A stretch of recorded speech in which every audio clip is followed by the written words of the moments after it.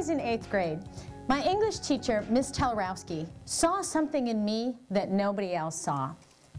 I was probably one of the shyest kids in her class, but she started telling me that I had a speaking talent, of all things. I was not a standout. I was not a natural. I was not someone that you would necessarily notice, but she did. And then she gave me an opportunity. She gave me the lead in our 8th grade school play. Yes, you probably thought you recognized me, because indeed I was Penelope of the 1978 smash hit Penelope and the Pickle Factory. And not only did she give me that role, but then she came alongside of me and helped make me successful at it, make me feel good about it. And although all of this seems like very simple stuff, that combination proves powerful in our lives. When someone comes alongside of us, when they see the hidden thing in us and they call it out, and then they work to make us successful at it, that releases the new in us. One of my favorite proverbs says, "Plans in a man's heart are like deep waters, but a person of wisdom can draw them out." People do have plans in their heart. They have hopes and they have dreams. But oftentimes, those dreams are hidden and need someone else to see them and to draw them out. But what I want to speak to you about today is that not only do individuals have dreams, entire generations have dreams. Every generation has that dream and that hope that they will be the one that will change the world. And if those world-changing dreams aren't drawn out, a lot of times they will die. So how we handle the next generation becomes critical.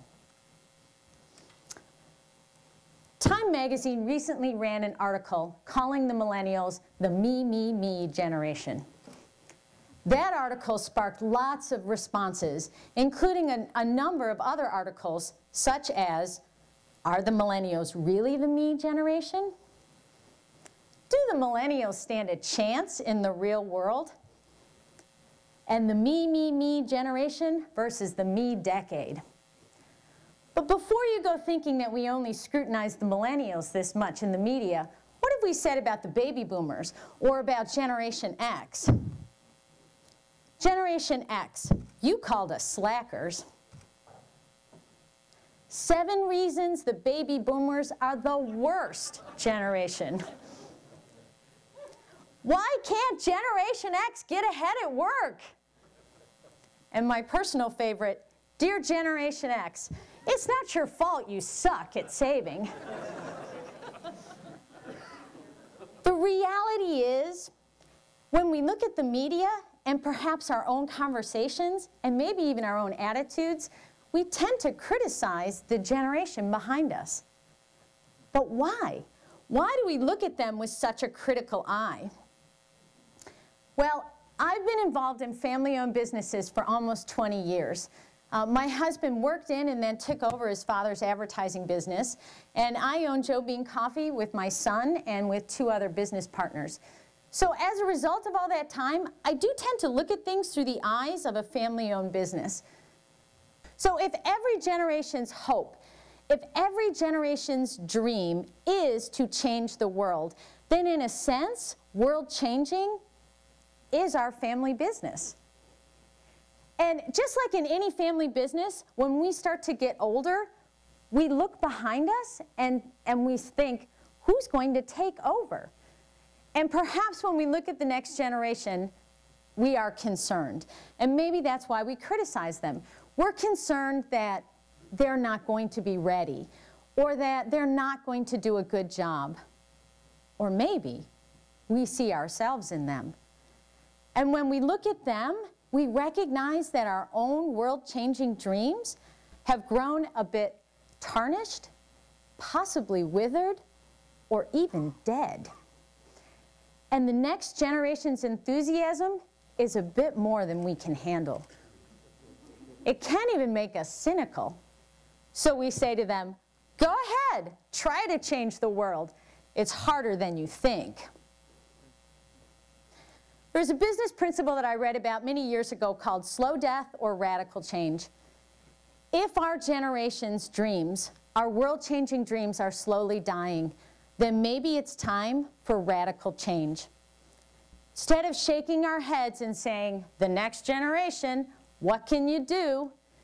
As people of substance and character, you and me, we can decide to do something. And in that process, perhaps revive our own dreams. Simple questions often start us on the path to change. My simple question came 20 years ago when my congregation asked me, Kathy, will you lead our youth?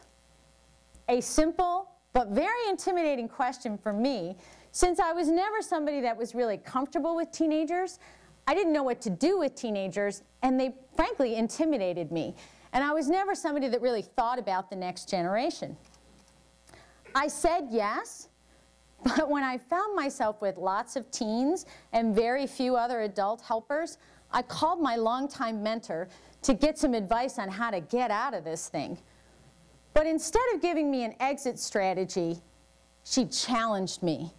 She said, Kathy, stop looking at what you don't have and start looking at what you do have.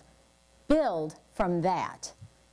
I realize now that she was challenging me to see the hidden things in them, to do for them what had been done for me many years ago. But I have to say that sometimes looking past their inexperience and their immaturity was a bit challenging.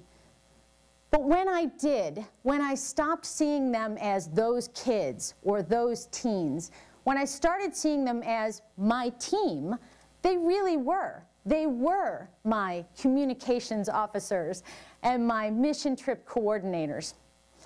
And just like in the example in my own life, I didn't just give them these roles. I then came alongside of them and made them successful at them. Making someone else successful is a lot more work initially, but over time, it pays off. I realize now that that was the beginning of a radical shift in my life. A shift from someone who didn't think about the next generation to someone who now partnered with them.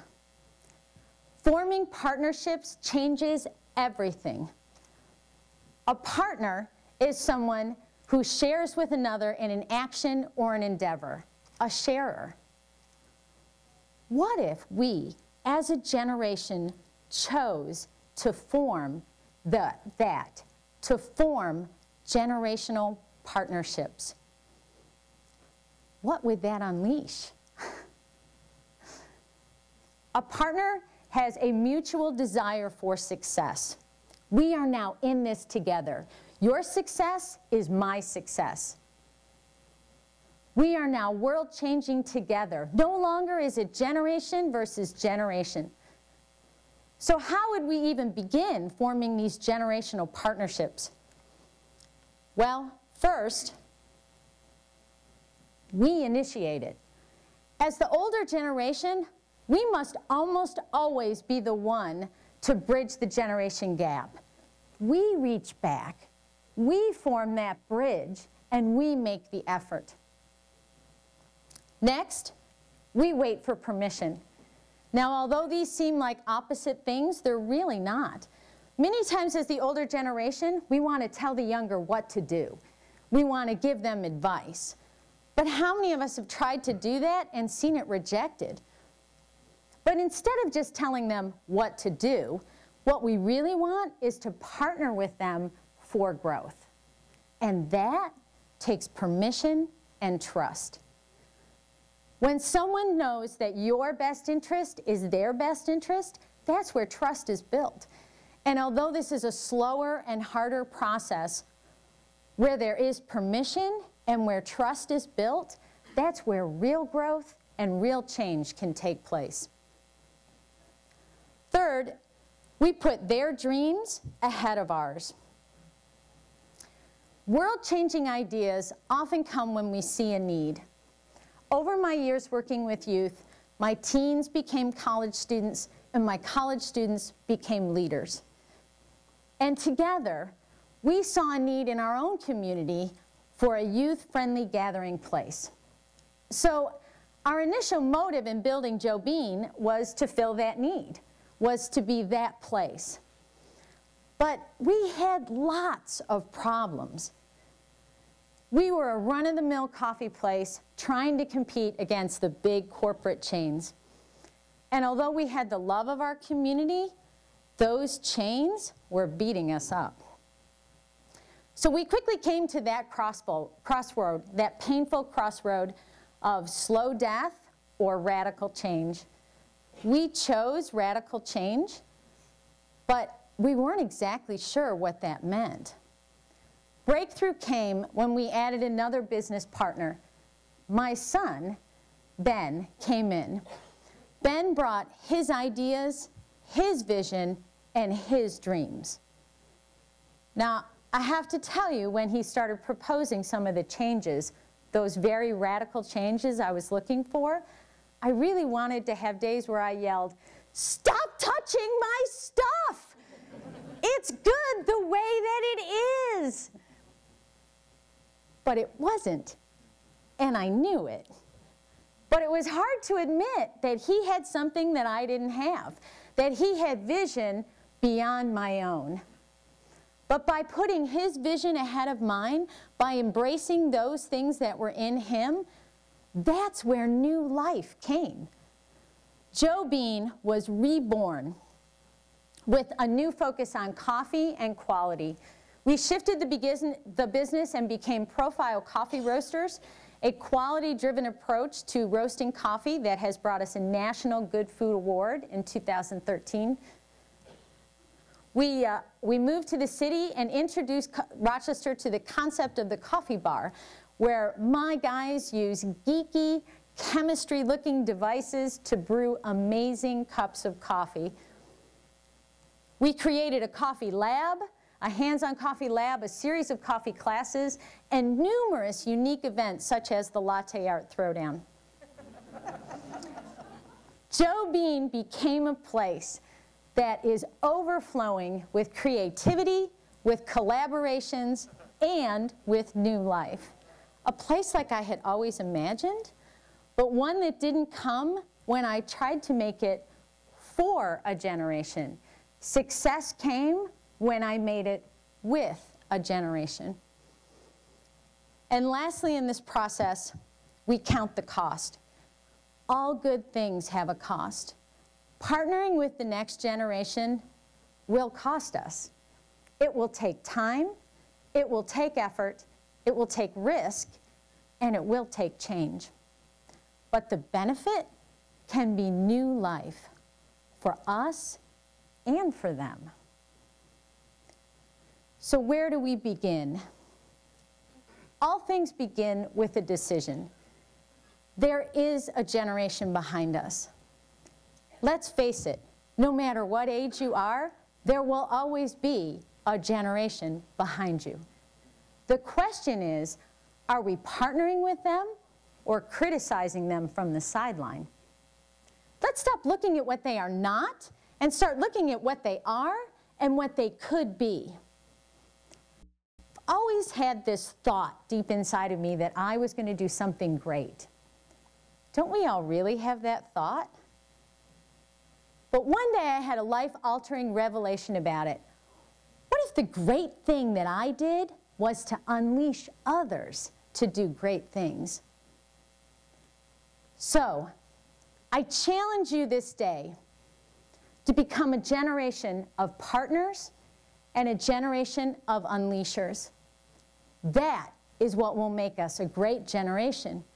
A generation that will be known not so much for what we have done, but for what we have unleashed. Thank you.